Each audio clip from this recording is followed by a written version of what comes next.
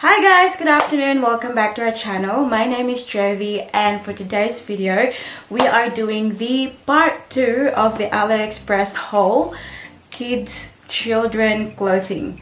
So, may nahalukay akong ibang mga damit ni Paris guys sa closet niya na I would like to show you in addition sa ginawa kong video last time. So, most of these clothes there are designer brand inspired. So, hindi talaga siya designer guys, but inspired lang siya guys kasi wala tayong pera para sa mga totoong designer brands talaga.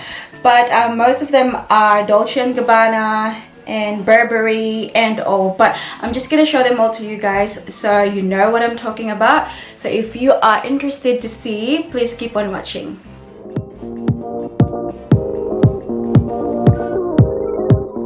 Start tayo dito guys sa dress na ito. Tingnan nyo naman guys. Appreciate the print.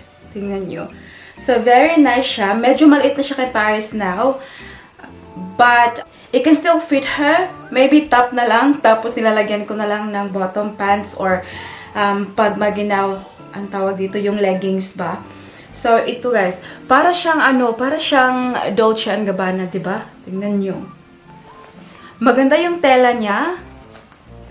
And again, they are very affordable. So I'm gonna say everything is less than $20 or less than $25 each. So yan, yung first. Actually, tingnan nyo. Meron pala siyang nakasulat na Dolce & Gabbana dyan. So, diba? So it looks really nice. And also, if Paris has been wearing them, I'll try to insert photos somewhere in the screen para makita nyo kung how it looks like on her. Pero very cute niya talaga, guys. So, that was the first one. Tapos yung second one is this. So, para siyang dress, but blazer. Parang... So, hindi ko pa ito napasuot kay Paris. So, wala akong picture na suot niya. But then, i-insert ko na lang yung photo ng model na baby para makita nyo ang look talaga.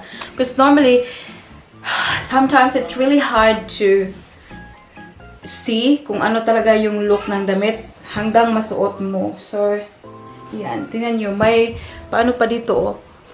May paganyan-ganyan, pero wala palang pocket. Try lang yan siya. Pero yan. It actually comes with a belt as well, but I couldn't find the belt.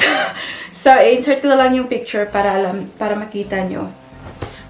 Next one is, kunin natin yung hanger. Ito. So, very similar to the other one. I think the same lang yata ng shop yung binilhan ko dito. Kasi may sabi, London Little People. Ayan. So, yan sa gilid din. So, also, it comes with the belt. But, hindi ko rin makita-kita yung belt. So, ito lang muna. But, nasuot na to ni Paris plenty of times na I remember, pinasuot ko to sa kanya sa childcare. Tapos, yung mga teachers sabi talaga, she's super fashionista. But yeah, that's what it looks like. Ano lang siya? Parang, parang jumper na dress. Tapos, dito lang yung belt niya. So, it looks very cute. So, yan. The next one is this floral dress na Dolce & Gabbana yung print. Tingnan nyo. I just realized, matagal na pala hindi ko ito napasuot kay Paris. Super tagal na. Kasi last time, nung pinasuot ko ito sa kanya, medyo malaki pa. I think now it will fit her very well. Ang dami na kasing mga damit ni Paris, kaya nahihirapan ako ipasuot sa kanya lahat. Pero, ayan. Ang ganda, no? Super ganda talaga ng, tawag dito, ng print. Tapos, tingnan nyo, very high quality talaga. Kasi meron silang sa ilalim, ganyan, oh. So, kahit winter, pwede itong masuot ni Paris kasi warm naman siya. Tapos, jacket lang sa ibabaw, diba? Ayan. Very nice. Tapos, next naman natin is dress na navy blue yung kulay, pero may mga cherries na print. How cute is this dress? Super ganda. Actually, nung binili ko to, bumili na ako ng para sa akin. So, para mother-daughter. Twinnings kami. Pero super cute talaga niya. Tingnan nyo yung back niya. Meron lang siyang ganito para i-ribbon mo sa likod. Pero yung quality talaga ng cloth, tingnan nyo. Cotton talaga siya. Very, very nice. Ayan. Tapos, yung next one natin ay para siyang Burberry na print. Tingnan nyo. So, dress din siya. Pero, mala Burberry yung dating niya. Kahit hindi naman. I really love shopping sa AliExpress kasi ang gaganda talaga ng mga damit. Very inexpensive. Tapos, makukuha mo pa yung look ng mukhang mayaman kahit hindi ka mayaman o, diba?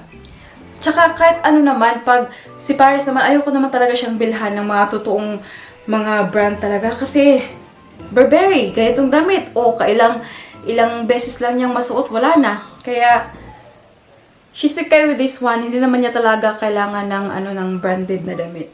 So, si mama niya, para-paraan na lang, para makuha niya yung look, di ba? So, yan yun. And then, the next one is really, really cute, guys. This is very summery though. So, tapos na yung summer namin sa Australia. So, ewan ko. Medyo malaki pa naman siya. So, maybe kakasya pa to sa kanya next year. So, yan. Very Dolce & Gabbana again yung print niya. Meron din akong ganito na malaki. So, twinnings kami.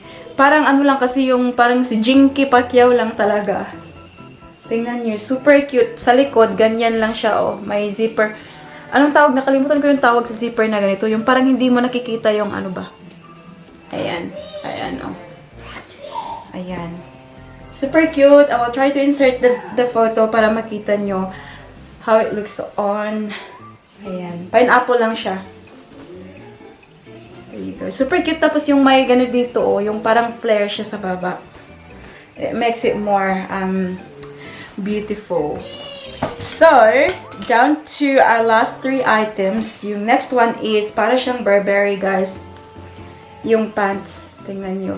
Pero, napasuot ko to kay Paris once. Pero sabi ng daddy niya, mukhang lalaki daw si Paris nung sinuot to. Kaya hindi ko na pinasuot ulit.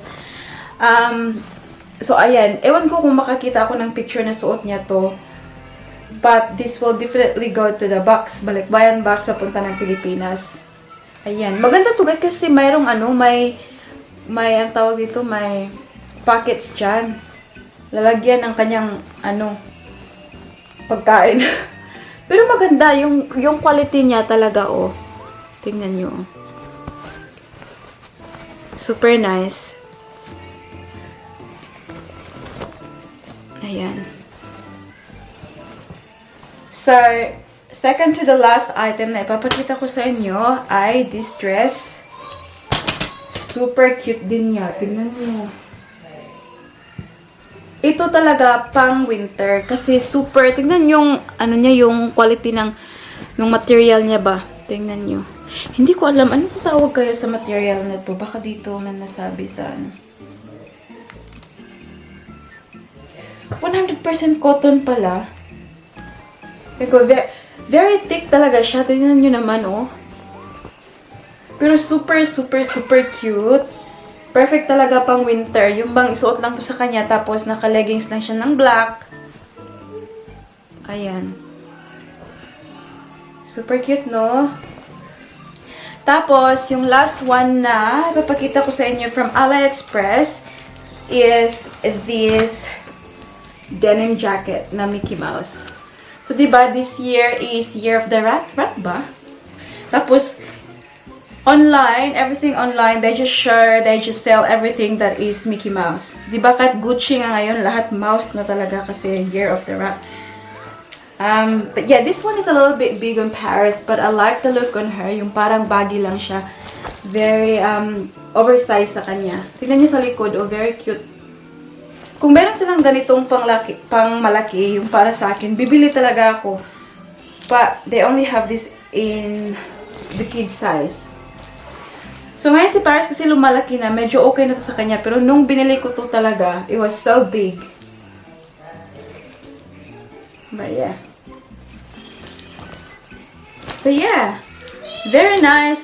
Parang ganito lang, yung for example, ano ba dito?